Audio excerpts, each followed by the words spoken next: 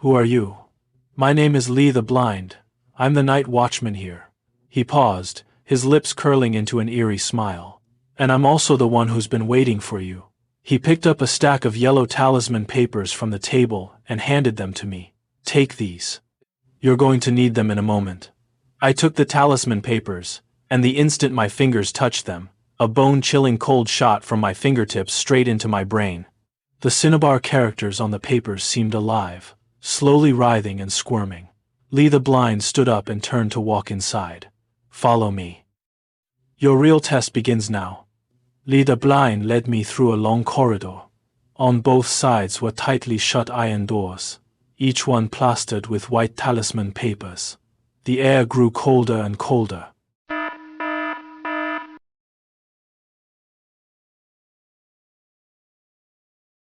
I could see my breath condensing into white mist in the air.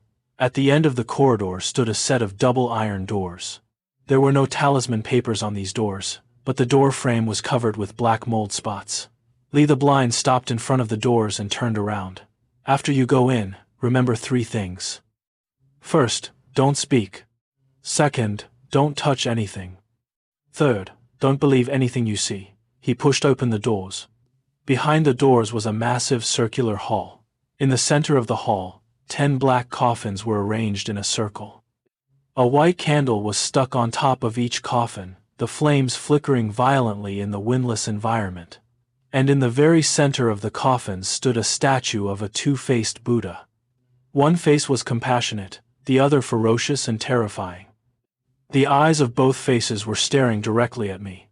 Lee the Blind said in a deep voice, "This is the 10 Evils Divine Malevolence Array. 30 years ago, someone built this formation here, trying to suppress something. But the formation was never completed. It was missing one final element." He turned his head to look at me. "And you are that missing piece of the puzzle." I took a step back. "What do you mean?" Lee the Blind sighed. "Your grandfather and a group of 9 other ghost controllers, 10 people in total, participated in building this place 30 years ago to suppress an S-level malevolent ghost underground. But he suddenly died of illness. And because of that, this formation has gradually loosened over the years, revealing gaps. This evil spirit has been trying to lure 10 souls with blood ties to this place through the loosened areas, attempting to completely destroy the formation.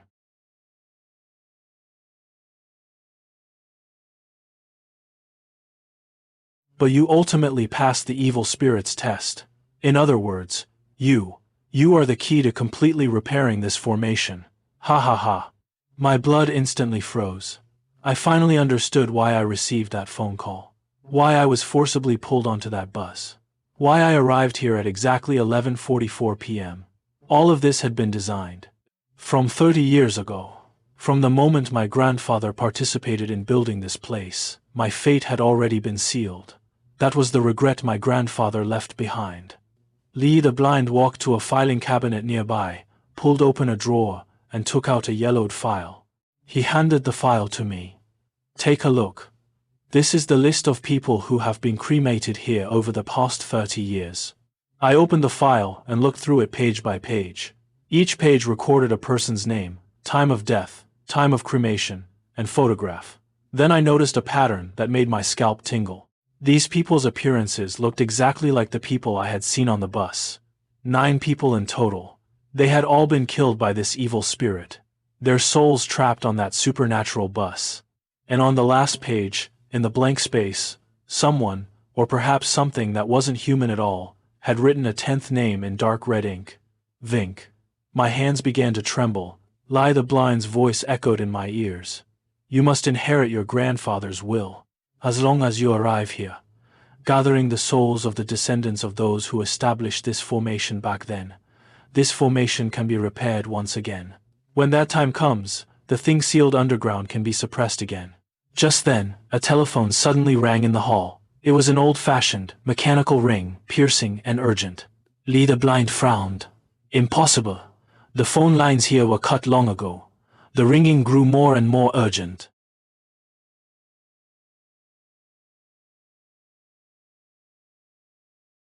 I followed the sound and walked to a corner of the hall, where I saw an old-fashioned landline phone. The handset was shaking violently, as if something was struggling inside it. I hesitated for a moment, then picked up the handset. From the receiver came a woman's voice. The voice was very faint, as if coming from very, very far away, mixed with a lot of electrical static. Vink. Don't trust him. Quick, run away. I froze. Who are you? The woman's voice became even more urgent. I am. Before she could finish, the phone went dead.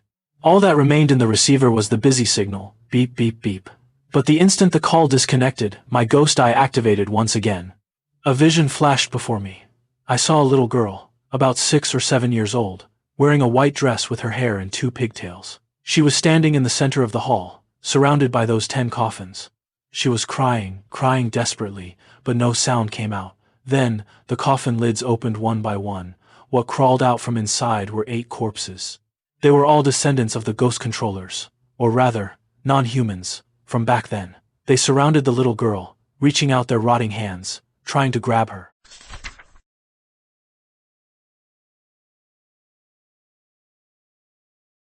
But just as they were about to touch the little girl, a woman's figure suddenly appeared in front of her. The woman spread her arms wide, blocking those corpses. Her body was semi-transparent, like some kind of lingering soul. She turned her head and looked at me. I recognized her face. It was the thin, small woman who had been curled up in the corner on the bus. She mouthed words to me silently. Save her. I snapped my eyes open. I finally understood. That little girl was also the final missing element of the formation. And that woman was the little girl's mother. She was already dead, but her soul had been protecting her daughter all along. It was because of her protection that the formation had been unable to be completed. So this Shu the Blind, or Li the Blind, had set his sights on me again. They had not only kidnapped the little girl, but also wanted to sacrifice me to completely destroy the formation's core. I realized I had been drawn into a conspiracy far beyond my imagination. This wasn't some simple supernatural incident. This was a long premeditated sacrificial ritual. And I happened to be the final piece of this ritual. How terrible. Why did I have to get involved in this inexplicable mess from the very beginning? Now look what's happened. I was clearly lured into a trap and I still took the bait. Fuck. I turned around and stared at Li the Blind. You're not some night watchman. You're one of them. Li the Blind was silent for a few seconds, then he laughed. That smile was full of malice. He slowly removed the black cloth covering his eyes. Beneath the cloth were not eyes, but 2 empty eye sockets, the sockets filled with writhing maggots.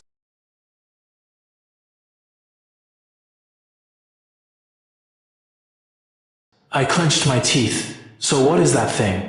Li the Blind was silent for a long time, then slowly spoke. A god. An ancient god who was betrayed by humans and sealed underground. Someone wants to resurrect it, to use its power to rewrite this world. His voice became low and hoarse. Smart, but too late. From the moment you stepped in here, the formation has already lost its balance. The whole suddenly began to shake violently. The blood-red runes on the ground began to glow. The lids of those 10 coffins popped open one by one. What sat up from inside were 9 corpses. They were all wearing burial clothes, their faces deathly pale, their eye sockets sunken deep, but their eyes were all wide open, staring fixedly at me. Li the Blind spread his arms wide. Welcome home, Shu Wenke. Become the 10th sacrifice. Let this formation end its mission. I took a step back, gripping the talisman papers in my hand tightly. I knew that what came next would be a life-or-death gamble. And my only weapons were these few talisman papers and the ghost eye in my body that hadn't fully awakened yet. 9 corpses slowly climbed out of the coffins. Their movements were stiff and slow, but each step moved precisely toward me. I could feel the death energy emanating from their bodies, crazily eroding the surrounding air. My breathing became difficult. My lungs felt like they were being squeezed by icy hands. Li the Blind stood in place, sneering at me. You can't escape. This hall has already been sealed by the formation. Your only choice is to lie down in the 10th coffin.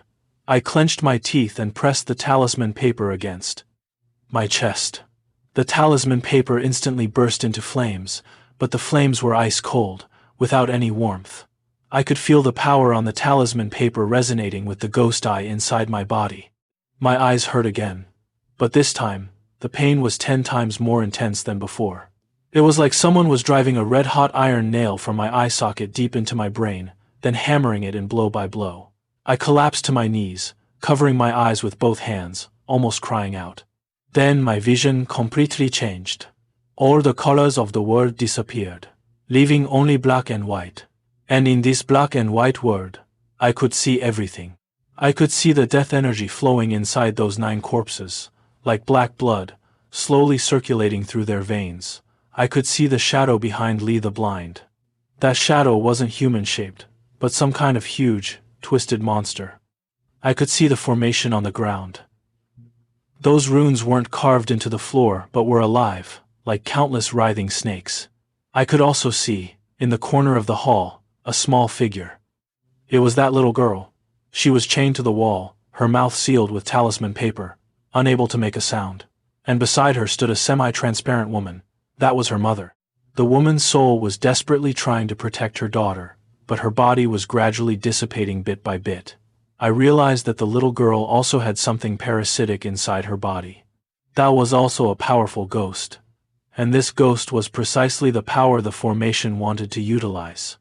I stood up and stared at Lee the Blind. What you want isn't me. What you want is that little girl. Lee the Blind's smile froze. I continued, this formation, on the surface, is meant to collect the souls of 10 descendants. But the real purpose is to activate the ghost inside that little girl. Because the ghost inside her is the true sacrifice. And we, descendants, are just fuel. Lee the Blind was silent for a few seconds, then began to clap. Worthy of being chosen by the ghost eye. You're right. That little girl has a rare parasitic ghost constitution. The ghost inside her is an S-level rule ghost. As long as we can activate it, we can use its power to break the balance of this damned formation.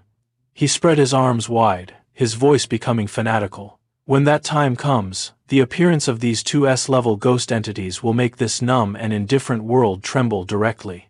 And death will no longer be the end. We will also become the gods behind this new world. I realized I had to stop him. If the formation was completed, not only would the little girl die, but the entire city, even the entire world, would fall into chaos. But my current power was nowhere near enough to fight against Lee the Blind and those 9 corpses. My only chance was to use the ghost eye. But the ghost eye's power required a price. I looked at my wrist. My skin had already begun to turn pale, the blood flowing in my veins gradually turning cold. This was a sign of alienation. If I continued to use the ghost eye, my body would gradually turn into a ghost, bit by bit. But I had no choice. I took a deep breath and bit through my own finger. Blood dripped onto the ground and was instantly absorbed by the runes on the floor. The glow of the runes became even more blinding. I used my blood to draw a complex pattern in the air. It was a pattern I had seen on a forum, labeled as a sealing talisman. But what I was drawing now wasn't a sealing talisman. It was a reverse sealing talisman. I was going to use this talisman to activate the ghost eye and forcibly fill the imbalance in the formation. Lie the Blind's expression changed. You're insane. Doing that will cause a backlash. You'll die. I sneered. That's still better than letting you succeed. I pressed my hand on that blood-colored pattern and shouted loudly, "Open." The pattern exploded instantly. My ghost eye activated directly. Spiritual power filled the gap in the formation. A powerful shockwave spread from my palm, sweeping through the entire hall. The powerful formation began operating again. Those 9 corpses were blown away by the formation's shockwave, smashing heavily against the wall, their bodies shattering into countless pieces of charred fragments. The runes on the ground began to disintegrate, as if torn apart by an invisible force. Lee the Blind let out an angry roar, his body beginning to swell, his skin splitting open, countless pale hands crawling out from inside. The monster opened its bloody maw and lunged at me. His speed was unbelievably fast. I didn't even see his movement clearly before I was struck by a tremendous force and sent flying. I crashed heavily into the wall, the sound of ribs breaking echoing through my body. I coughed up a mouthful of blood, struggling to stand up, but my body wouldn't move. Lee the Blind slowly walked up to me, looking down at me from above. You think that with your half-baked power, you can stop me? Your ghost eye has only just awakened. But I have been controlling ghost entities for 30 years. He reached out his hand, and that hand began to mutate, the fingernails turning into sharp black claws. You know what? What I control inside my body is an A-level rule ghost. Its ability is forced exhaustion. As long as you're touched by me, your life force will be drained in 3 seconds. His claws reached for my throat. I wanted to dodge, but my body completely refused to obey. The broken ribs made every breath excruciatingly painful. My ghost eye desperately tried to activate, but there was no response. Because my power had already been exhausted. I knelt on the ground, gasping for breath. My body hurt so much. Not the kind of pain from external injuries, but a kind of severe pain emanating from deep within my bone marrow, as if something was gnawing at the essence of my life. I looked down at my hands. My fingers had become semi-transparent, and I could clearly see the bones and blood vessels underneath. Moreover, black patches began appearing on my skin, like corpse spots. My body temperature was dropping rapidly. I could feel my heartbeat slowing down. From a normal 70 beats per minute, it dropped to 60, 50, 40. I could feel my lifespan being burned away frantically.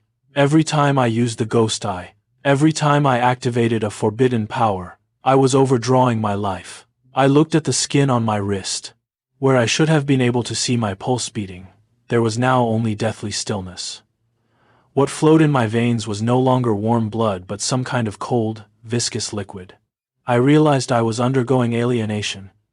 My body was gradually transforming from human into something else. But I didn't have time to worry about these things. Because my power had already been exhausted. I was going to die. Right here, in this gloomy hall. I struggled to stand up, struggling to use the last of my strength to move toward that little girl chained to the wall. I leaned against the wall, gasping for breath.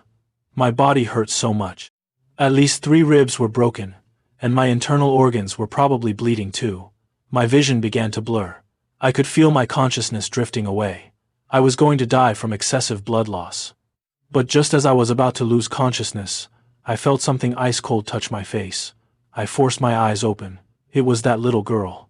Somehow, she had broken free from the iron chains and walked up to me. Her eyes had returned to their normal black color.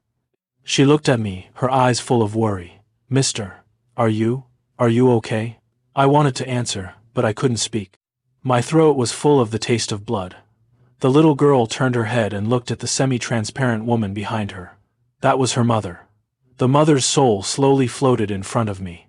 She looked at me, her eyes full of gratitude. Then she did something that shocked me.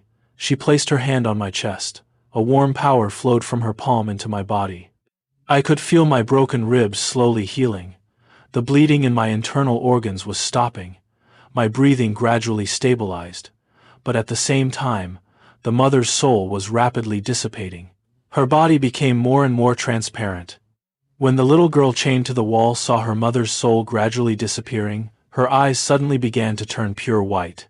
Something brutal and spiritual inside her body seemed to be gradually awakening. Her eyes changed from normal black to pure white. The talisman paper on her mouth somehow fell off by itself, and behind her, a huge black shadow was slowly emerging. It had been forcibly activated by the little girl's extreme emotions. I realized this ghost wasn't malevolent. It was the aggregate of the little girl's negative emotions. It wanted to protect the little girl, but its method was to destroy everything that caused the little girl pain, including this world. The little girl let out a low growl and pointed at Lee the Blind. Those who hurt her must all die. Lee the Blind's expression changed. After the little girl borrowed the ghost's spiritual power, her whole body went limp and collapsed to the ground.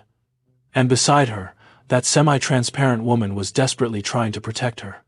The woman's soul had become extremely weak, her body almost completely dissipated, but she still spread her arms wide and held her daughter. She looked at me, her eyes full of pleading. I stopped in front of them and slowly crouched down. I used my hand, which was already semi-transparent, to gently tear off the talisman papers on the little girl's body. The little girl's consciousness gradually became hazy, and she was about to fall into unconsciousness.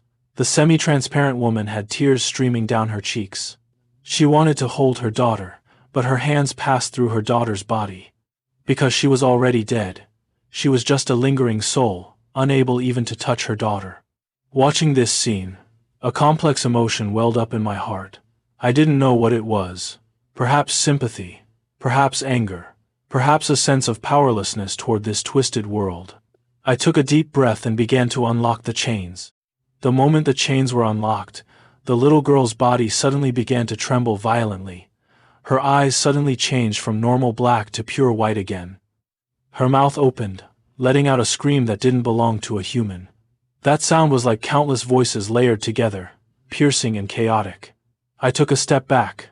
My ghost eye let me see the truth.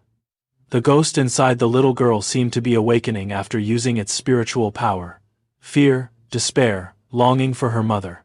These emotions became fuel, beginning to ignite the sleeping ghost inside her body. Its speed was unbelievably fast. I didn't even have time to react before I was grabbed by its arms. Those arms were like iron clamps, tightly strangling my neck. I could feel my windpipe being crushed. My vision began to blur. But just as I was about to lose consciousness, my ghost eye activated once again. This time, what I saw was the essence of the black humanoid figure. It wasn't a physical entity. It was a concept, a rule. Its existence was built upon the little girl's emotions. As long as the little girl was still afraid, still in despair, it would exist forever. The only way to defeat it wasn't through physical attack. It was to change the little girl's emotions. I used the last of my strength to turn my head and look at the little girl. She was curled up on the ground, hugging her knees, crying desperately. And beside her, that semi-transparent mother was desperately calling out to her. But the little girl couldn't hear. Because her ears had already been sealed by fear. I had to make her hear. I had to let her know that her mother had always been by her side. I used my hand, which was already semi-transparent, to grab the mother's soul. Yes, I could touch souls. Because my body had already become half ghost. I was no longer purely human. I was some kind of existence between human and ghost.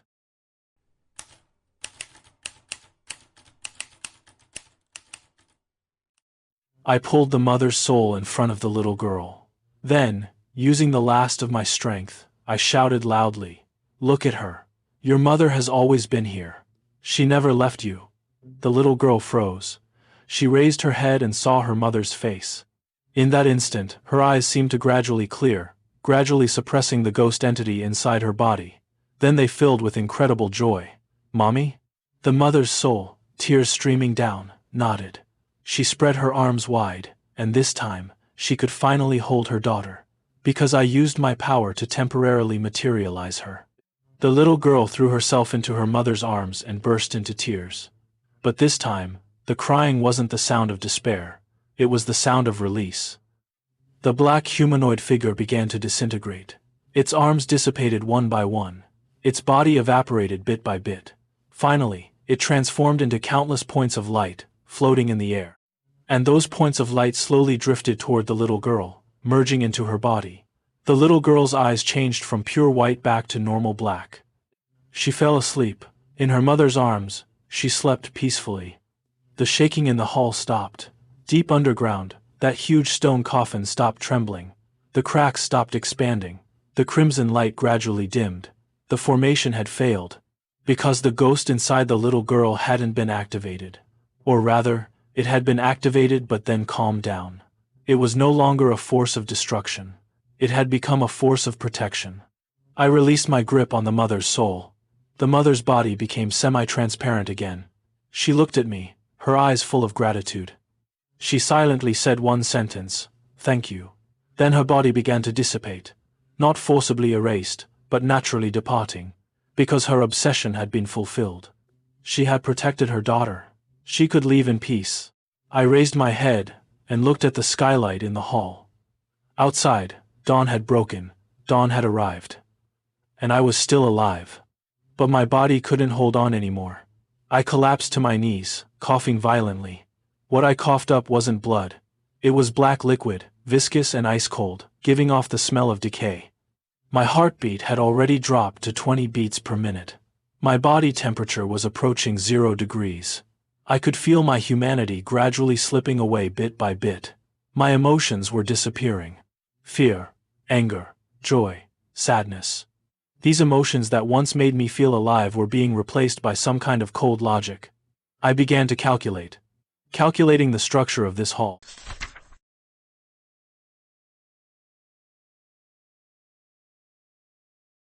calculating the energy level of the ghost inside the little girl's body, calculating how much longer I could live. The answer was 15 days. If I didn't do anything about it, in 15 days, my body would completely transform into a ghost. By then, I would lose all humanity and become a pure rule ghost. I struggled to stand up and picked up the still sleeping little girl. I had to leave this place. I had to find a way to survive. Just as I reached the hall entrance, the door was pushed open. A woman walked in. She was about 30 years old, with neat short hair, wearing a black trench coat. A police badge was clipped to her waist. She saw me, froze for a moment, then quickly drew her gun and aimed it at me. "Put down that child. Raise your hands and turn around slowly." I did as she said. I turned around and let her see my face clearly. When she saw my eyes, her expression changed. "Are you Vink?" I nodded. She was silent for a few seconds, then lowered her gun. "My name is Surui. I'm a liaison officer with the Investigation Bureau. I received a report that there was abnormal energy fluctuation here." She glanced at the wreckage in the hall and frowned. "Looks like I'm too late." She walked up to me and examined me carefully. "Your alienation level is already very high. If you don't get treatment in time, you'll die." I smiled bitterly. "I know." Surui took out a small bottle from her pocket and handed it to me. "This is a suppressant. Although it can't reverse the alienation, it can delay it. Drink it, and you can at least hold on for another month." I took the bottle, unscrewed the cap, and drank it all in one gulp. The liquid was bitter, like some kind of traditional Chinese medicine.